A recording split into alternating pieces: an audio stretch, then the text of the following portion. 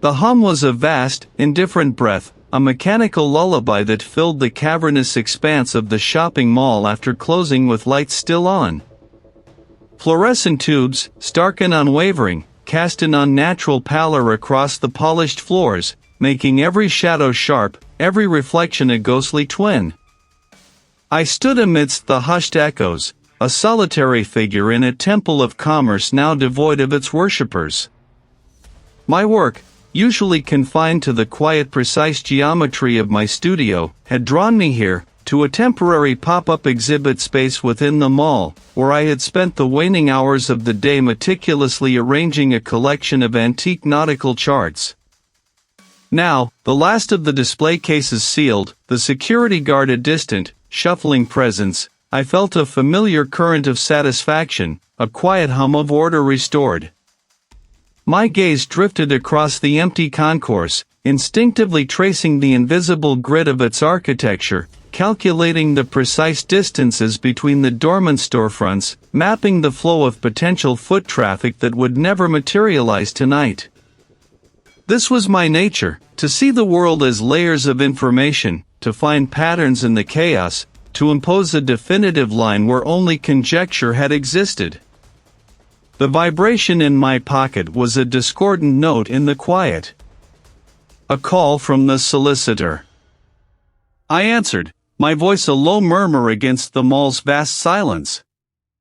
The news, when it came, was delivered with the crisp, professional detachment of a legal practitioner.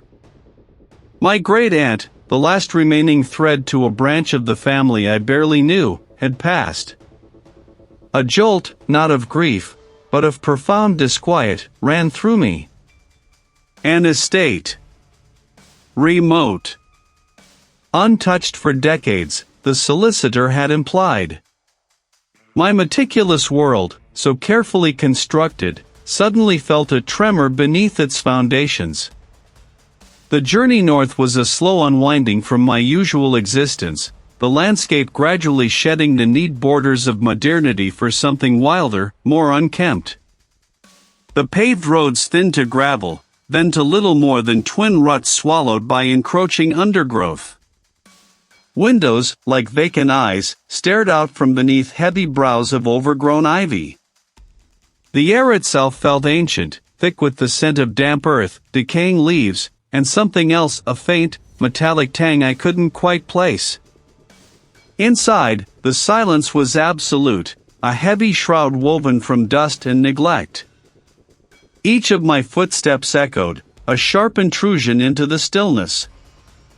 I moved through the echoing chambers, a stranger in my own inheritance, noting the sagging timbers, the peeling wallpaper, the ghosts of lives lived and long forgotten.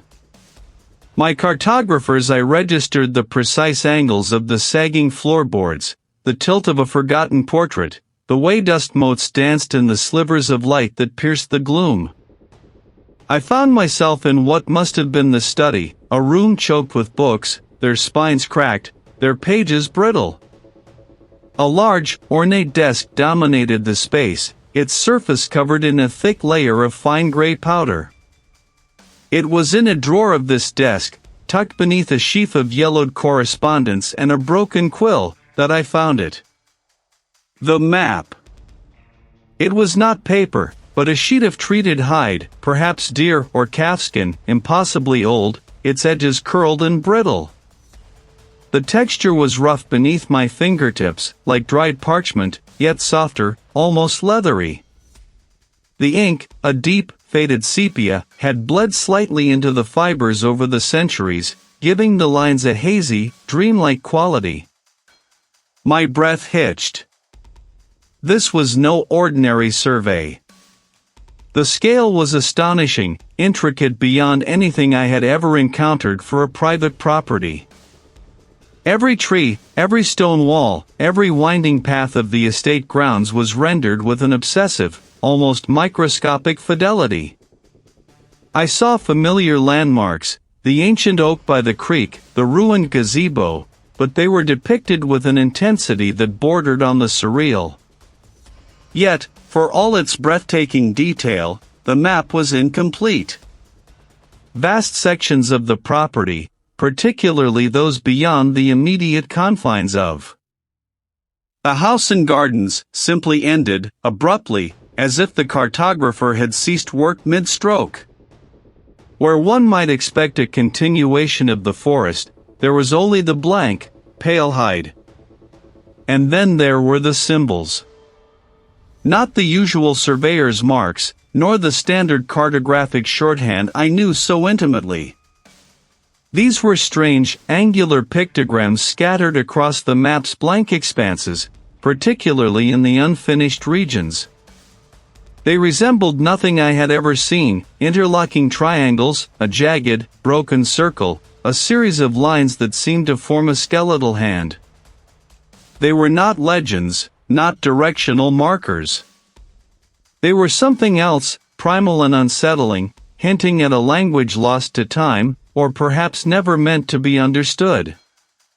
This map was an anomaly, a beautiful, maddening riddle. My professional curiosity, a force as strong as any current, surged through me, demanding answers. A subtle tremor of unease. The metallic hum, that vast, indifferent breath, still seemed to cling to the edges of my hearing, an echo from some recent, unsettling quietude, much like the vacant air of a shopping mall after closing with lights still on. It was a phantom drone, a residue of stark, unnatural clarity, which I had shaken off with the dawn. Now, beneath the actual sky, the estate's silence was different, deeper, ancient, laced with the rustle of unseen things in the undergrowth and the whisper of wind through skeletal branches. I gripped the inherited map, its parchment brittle beneath my gloved fingers, the weight of it suddenly heavier than mere paper and ink. My boots crunched over the gravel path that wound through the estate's neglected grounds, each step a deliberate incision into the encroaching wilderness. The air here was cool, damp, carrying the scent of rich earth, decaying leaves, and something else, a mineral tang, like unearthed stone or forgotten iron. My GPS unit, a small, black rectangle of modern precision, felt almost sacrilegious against the hand-drawn contours of the ancestral chart. I was a cartographer, a man of lines and verifiable points, and this map, with its exquisite detail yet glaring omissions, was an affront to my ordered world. I began my methodical survey, pacing off distances, cross-referencing the faded lines with the land before me. My aim was to complete it, to reconcile the old with the new, to fill in the blank spaces where the ancient hand had faltered or, more unnervingly, simply ceased. But the estate, it seemed, had no intention of yielding its secrets easily. My first significant deviation from the modern property deeds appeared as a faint rise in the terrain, almost imperceptible beneath a dense canopy of ivy and gnarled oaks. The map, however, depicted a clear, albeit unlabeled, rectangular shape here. Pushing aside the thick curtain of foliage, I found it, the crumbling remnants of a stone foundation, perhaps a cottage or an outbuilding, swallowed whole by the earth's slow hunger. Its stones were dark, slick with moss, and felt unnaturally cold to my touch, even in the mild afternoon air. This structure was absent from any contemporary record I possessed, a ghost of architecture. My rational mind noted it as an interesting historical anomaly, a testament to the land's forgotten past.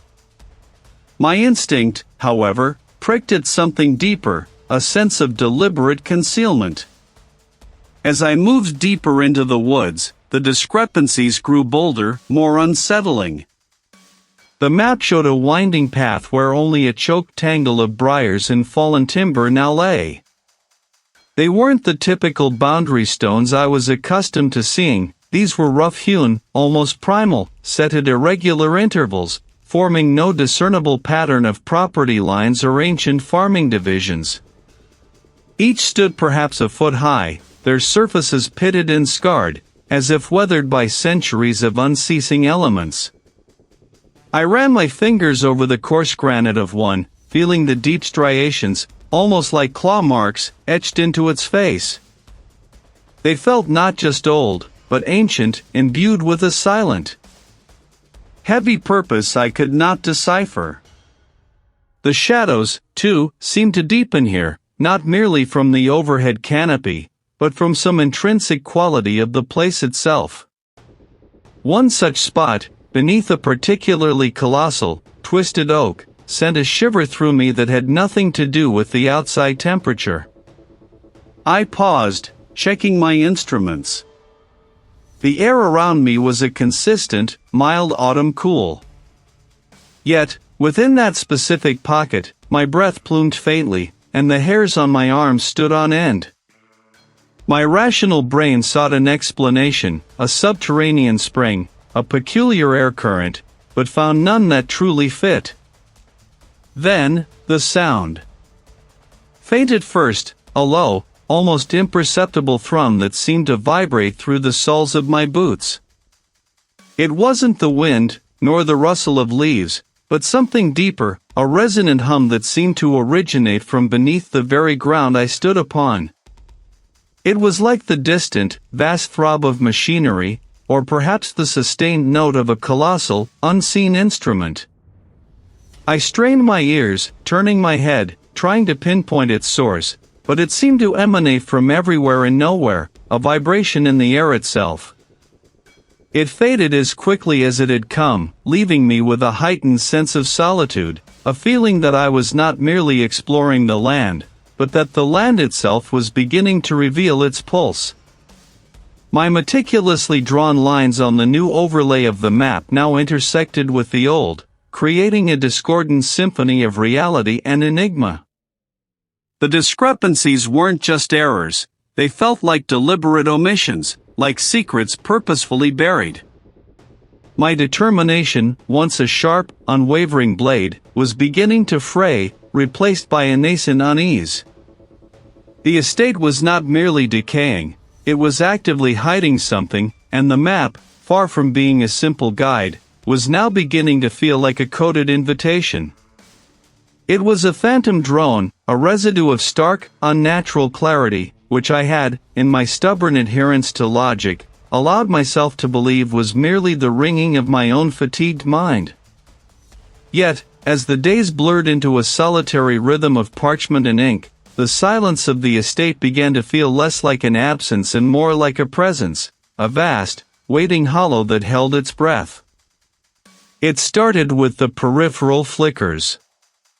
A shadow, not quite solid, would detach itself from the corner of my vision, a brief, inky smear against the faded wallpaper. I would pivot sharply, my neck stiffening, only to find the space empty, save for the dust motes dancing in the slanted afternoon light. My eyes, accustomed to the fine lines of ancient script, began to ache from the constant, fruitless vigilance. I blamed the poor lighting, the strain of meticulous work, the deceptive play of the sun through the grimy panes. My rational mind, a fortress I had painstakingly built over decades, stood firm, yet a hairline crack began to spiderweb across its surface. At first, they were indistinct, a rustling like dry leaves skittering across a flagstone path, or the sigh of wind through ill-fitting window frames. But slowly, insidiously, they grew more defined, not in volume, but in intent. They seemed to emanate from the very fabric of the house itself, from the aged plaster, the dark wood paneling, the cold stone hearth. They were not words, not precisely, but rather fragments of sound that hinted at articulation, a sibilant murmur just beyond the grasp of comprehension. A name, perhaps, or a question, or a statement of possession. I would pause, while hovering above the map, straining to decipher the sound, my breath held. The house would then fall utterly silent, mocking my attention with its sudden, profound stillness. I walked the echoing halls, pressing my ear to walls, searching for drafts, for loose floorboards, for any mundane explanation, but found none. Small things began to shift. A particular volume, a treatise on local geology, which I had left neatly stacked on my desk, would be found on the floor, its spine cracked open to an unfamiliar page. My favorite mapping pen, placed carefully in its wooden holder, would reappear on the opposite side of the room, nestled amongst forgotten ephemera. These were not grand disturbances, no crashing porcelain or slamming doors. They were subtle, almost imperceptible alterations, designed to sow doubt, to make me question my own memory, my own sanity. Was I simply forgetful? Was the isolation finally eroding my grip on the everyday? I would meticulously rearrange the displaced objects, a small, futile act of defiance against the unseen hand that seemed to be testing the boundaries of my perception. Sleep, once a welcome respite, became a different kind of torment. My nights were invaded by vivid, unsettling nightmares. I dreamed of roots, vast and gnarled, not merely beneath the earth, but through it, weaving through the very foundations of the estate, into my bed, into my flesh. I saw the land not as soil and rock, but as a vast, breathing organism, its surface a skin stretched taut over something ancient and hungry. The dreams were devoid of explicit horrors. It was during one such morning, my mind still fogged with the residue of a particularly disturbing dream involving subterranean arteries, that I returned to the map. The parchment, spread across my large oak table, seemed to absorb the weak light. I had been attempting to reconcile an anomaly in the southern quadrant, a series of faint, almost invisible lines that didn't correspond to any known feature. As I leaned closer, my magnifying glass held steady, I saw it. A new line, finer than any I had drawn, had emerged. It wasn't ink, it was as if the very fibers of the paper had realigned themselves, a subtle shift in the weave, to form a delicate, almost organic contour. And within that contour, a symbol, a tiny, intricate glyph that had not been there the previous evening, bloomed like a bruise. It was too precise, too deliberate, to be a trick of the light or a flaw in the paper. My breath caught in my throat. The logical facade, so carefully maintained, began to shatter. They were a symphony, a prelude, and the map, my anchor to the tangible world, was now playing its own unsettling note.